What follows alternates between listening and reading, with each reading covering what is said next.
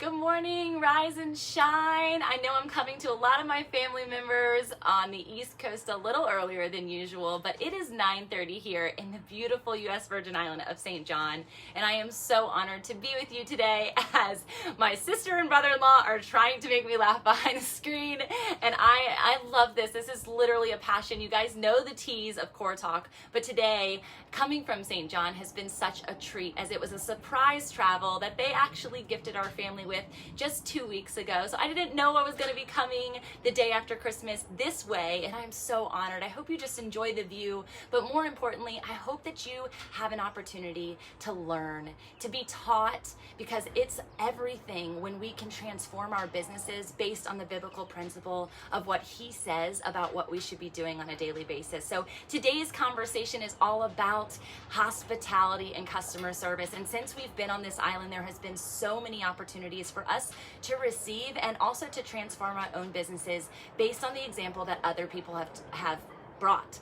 And so one thing, the night of Christmas Eve, we actually emptied out one of the 4 cisterns that are buried beneath this beautiful house. Many of you guys have been asking. It's called Dancing Dolphins, and I'm overlooking Coral Bay right now. If you're listening to the podcast, you're not going to be able to see it, but you can look it up because it's absolutely beautiful. But we emptied a cistern on Christmas Eve. We had no running water, no opportunity to do dishes for 10 people, and no chance to take a warm shower after a salty day at the beach. And so we put in a reservation to get somebody to come out the following morning. Christmas morning, we had somebody come. Their heart for service was palpable from the moment they came on. Even with a mask on, their bright, shining spirit and demeanor, they were willing to teach instead of just do the thing and grumpily walk away. So it was inconvenient, and customer service also often feels that way. It feels inconvenient. It feels hard. It feels like the doom and gloom of your business, right? If something goes awry, the negative word of mouth we know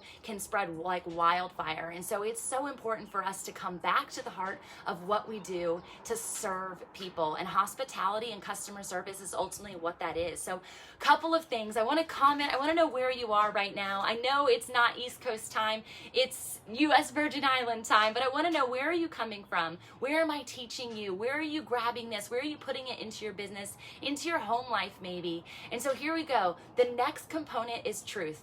I always want to bring it back to the heart of the Father, and that's what service is. And Jesus, the reason for this season, actually performs his first miracle by doing this exact thing. He's at a wedding. He decides to turn the water into wine, and not based on his own desire, but the desire of somebody coming to him and saying, hey, we need this. And he says, wait a second, it's not my time. And I think that it's really important for us to realize customer service is not often in our time. Just like I said, it can be unexpected and it can be uncomfortable, but he does it anyway.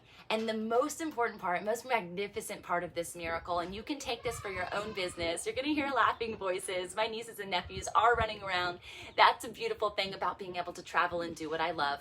But Jesus takes the wine and he turns it into the best wine. And instead of it being the wedding where at the end you always serve the best first, right? And then you save the cheap stuff for later, Jesus turned the last bit of what they had into the most miraculous, most delicious wine. And people were amazed, not just by the miracle of turning water into wine, but also by his heart, his service. And so here we are. What can you do? How can you pull this into your own business? Hospitality, customer service. Sure, you can have systems. Sure, you can have automated Christmas letters that go out. You can have thank you notes that come after somebody purchases something online. If there's a problem and somebody's actually looking for your phone number, make it accessible on your website, wherever you are. They need to know that you are a human being, that you have a heart, that there's a heartbeat behind the company. No matter how big you get, no matter how many followers you get, if you don't have positive hospitality, if you don't have a heart for service, if you don't want to turn water into wine for your customer, you probably should take something back and take a self-check on what it is that you're doing, because there is a passion, there's an opportunity for you to transform the lives of somebody else based on your passion.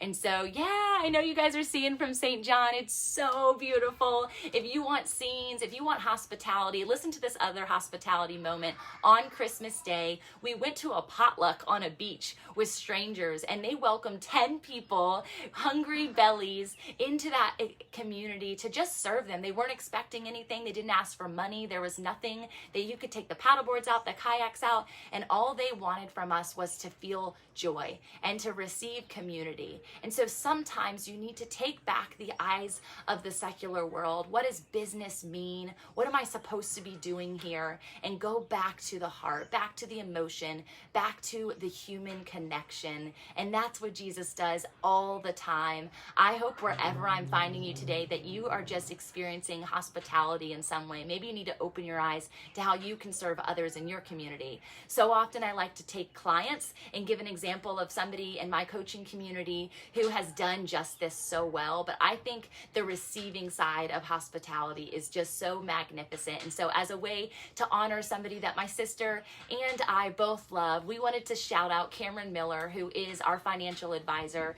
He takes customer service to the next level, not just in their entire company by going in and having these meetings where you feel like you're in St. John. It's so luxurious, it's so relaxing, and coming from a busy work day, he caters to us with a glass of cold water or the top-notch bourbon or the top-notch wine, if we want to take it back to the biblical example. But it's not just about that. He doesn't go right into business. He goes right to the heart. How are you? Truly wanting to know what is the business doing, but not just the business of our actual money-making machines. Instead, he wants to know about the business of our family, the business of our life, the business of us showing up for each other as a married couple.